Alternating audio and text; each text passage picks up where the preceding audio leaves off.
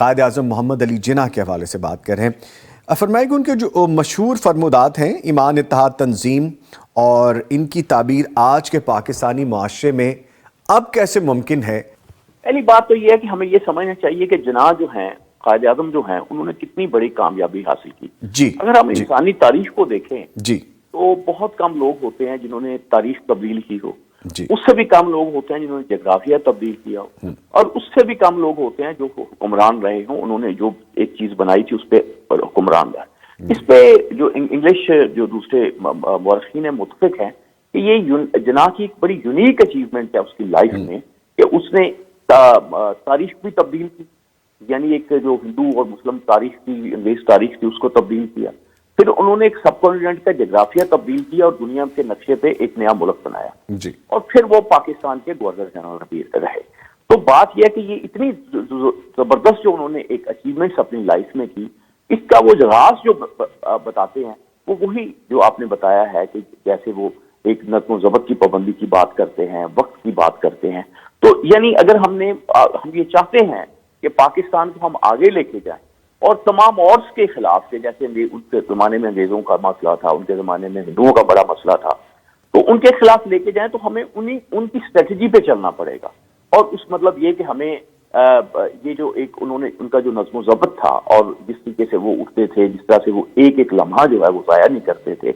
کہ یعنی جس طریقے سے انہوں نے یعنی ایک کام کیا، وہ بڑا ایک غیر معمولی بات ہے وہ۔ اور پھر لیکن اس کے پیچھے ایک جذبہ تھا کہ میں نے اس قوم کی خدمت کرنی ہے۔ جی جب جناح جو ہے 1946 میں شملہ گئے تو شملہ سے واپسی پہ فاطمہ جناح ان کے ساتھ تھی، تو وہ پتہ چلا کہ بڑے بیمار ہو گئے، تو انہوں نے ڈاکٹر پٹیل کو بامبے میں فون کیا کہ جی جناح کی طبیعت بڑی خراب ہے۔ تو ساری بات ہوئی ان سے، تو انہوں نے کہا کہ اگر جناح جو ہیں وہ بامبے میں وہ استقبال جو ان کے لیے ہو رہا ہے اس کو اٹینڈ کریں گے تو بالکل وہ تمہارے جائیں گے۔ تو اس کے بعد انہوں نے پھر ایک اسٹیشن پہلے انہیں لیا گیا، اور ڈاکٹر پٹیل ایک ہندو تھے، وہ انہیں لے کے گئے، انہوں نے ان کے جو ایکس رے کیے باڈی کے، اور انہوں نے کہا کہ جناح صاحب اب تو بات ختم ہو گئی ہے، آپ کے جو پھیپھڑے ہیں وہ تو جواب دے گئے،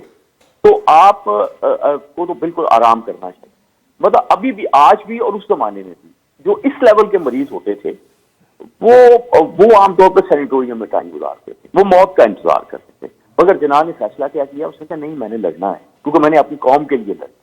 جو رپورٹیں ہیں، جو CIA کی رپورٹیں ہیں، جو برٹش گورنمنٹ کی رپورٹیں اب ڈسکلوز ہوئی ہیں، ان میں بھی پتہ چلتا ہے کہ وہ یہ تو بات کرتے تھے کہ جی جناح بیمار ہیں، کیا بیمار ہیں یہ نہیں، یہ ایک ہندو اس ڈاکٹر پٹیل کا بڑا پاکستان پہ مسلمانوں پہ احسان ہے، تو اس نے یہ ڈسکلوز نہیں کیا کہ جناح جو ہے وہ انتقال کرنے والے ہیں، یہ جناح جو ہے قریب المرگ ہے۔ لیکن جناح نے بھی اپنی جو ہمت تھی اور جو جرأت تھی، جو آپ سمجھے، ایک دیکھیں بات یہ ہوتی ہے کہ جب آپ نظم و ضبط میں رہتے ہیں، جب ایک ڈسپلن میں رہتے ہیں، تو پھر آپ کی گاڑی ویسے بھی چلتی ہے۔ اور انہوں نے پھر بڑی اس بڑے نازک وقت میں بھی، جبکہ ان کی صحت اتنی اچھی نہیں تھی، انہوں نے بڑی جرأت مندی سے اور بڑے ایک طریقے سے کیا، اور یہ ہمارے لیے بہت بڑی مثال ہے۔ کیا آج ہم قائد کے ویژن کو پائے تکمیل تک پہنچا پائے ہیں؟ جی تو میرا خیال ہے کہ قوموں کی زندگی میں 70-75 سال کا عرصہ کوئی بہت بڑا عرصہ نہیں ہوتا، لیکن اس کے باوجود ہم نے بہت کچھ اچیو کیا ہے۔ میں بیلیولنٹ آسپیکٹ کو ہائی لائٹ کرنے پر یقین رکھتا ہوں۔ پازیٹیوٹی کے ساتھ ہم اگر دیکھیں تو اگرچہ ابھی ہم نے بہت سفر طے کرنا ہے، لیکن اس کے باوجود ہم نے کافی کچھ حاصل بھی کیا ہے۔ آپ 1947 کو ٹائم اینڈ اسپیس کی کانسیپٹ کے ساتھ آج کے ساتھ موازنہ کریں تو آپ کو اندازہ ہوگا کہ ہم قوموں کی صف میں کافی ترقی کا سفر طے کر چکے ہیں۔ ہمارے جو ڈاکٹرز ہیں، انجینئرز ہیں،